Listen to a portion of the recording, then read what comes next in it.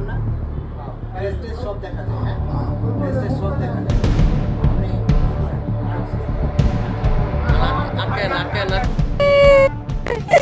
বাচ্চা কেন চুরি হলো? একে নিলে তো নে, কেন একে নিলে বদ্ধতা একে? দারোয়ান থাকতে শীর্ষা থাকতে বাচ্চা কেন চুরি হয়?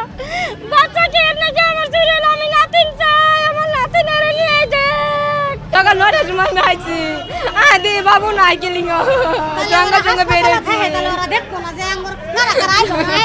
আমরা দিই নাকি আমার হাসপাতালের মধ্যে সিসি ক্যামেরা বন্ধ আছিল বলে, সিসি ক্যামেরা গুলো আছে না। বাচ্চা কিভাবে চুরি হওয়া, বাচ্চা কিভাবে নিয়ে যাওয়া, হ্যাঁ একটা হাসপাতাল চুরি করছে, সিকিউরিটি সব এক জায়গায়, কিভাবে হারাচ্ছে চুরি হওয়া বাচ্চাটা? কেন সিসি ক্যামেরা কেন নাই? বাচ্চাটা সিসি ক্যামেরা কেন নাই? কে নিচ্ছে আসুন না? 25 তারিখে ভর্তি হয়, সিজার হয়, তারপরে আজকে রুগীর ছুটি।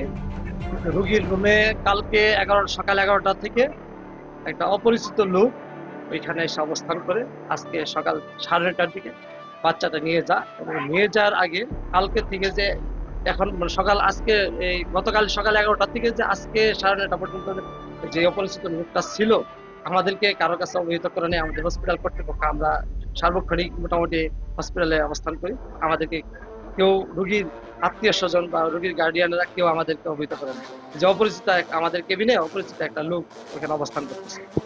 সেই ক্ষেত্রে আমরা তো জানার বাইরে সেটা। কারণ আজকে সকালবেলা শুনতেছি যে ওই মহিলাটা বাচ্চা নিয়ে গেছে রুগীর যে বাচ্চার ফুপু ছিল এবং নানি ছিল, রুমে ছিল, থাকা অবস্থায় বাচ্চাটা নিয়ে গেছে, তুলে নিয়ে গেছে আপসী। মেমোরি ভুলে গেছে, এটা আমাদের জানার বাইরে ছিল। এটা আমরা আজকে জানতে পারলাম যে মেমোরি ভুলে গেছে। উদ্ধারের ব্যাপারে আমি প্রশাসনিক এবং সাংবাদিক মিডিয়া ভাই যারা আছে এবং সকল জনপ্রতিনিধি, এখানে 2জন কাউন্সিলর ছিল, সকলের কাছে আমি সার্বিক সহযোগিতা চাচ্ছি এবং আমরাও সহযোগিতা করব বাচ্চা উদ্ধারের ব্যাপারে।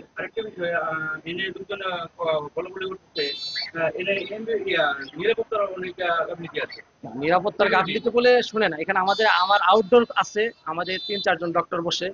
এখন এত লোকজনের মধ্যে, এত রোগীর মধ্যে আমি তো আইডেন্টিফাই করতে পারবো না আসলে তো করা উচিত কিনা। তারপরে আমরা জানি না, শেরপুরের মশলা এলাকায় আমরা সেবামূলক প্রতিষ্ঠান, আমরা এটা দীর্ঘদিন যাবত দায়িত্ব পালন করে আসতেছি। এই ধরনের অপ্রীতিকর ঘটনা আজ পর্যন্ত ঘটে নাই।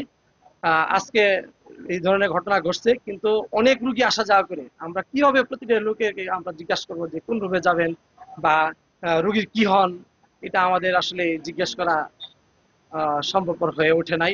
ইউনাইটেড হাসপাতালের ঘটনাটা আমাদের কাছে মৌখিকভাবে এসেছে, বাট লিখিতভাবে অভিযোগ দেওয়ার জন্য যারা ভিকটিমের আত্মীয় স্বজনকে আমরা বলেছি যে আমাদের কাছে লিখিতভাবে অভিযোগ দেওয়ার জন্য। আমরা অভিযোগ পেলে আমরা আইনানুগভাবে আগাবো, আর এমনিতেই বাচ্চাটাকে উদ্ধার করার জন্য আমাদের টিম তৎপর আছে।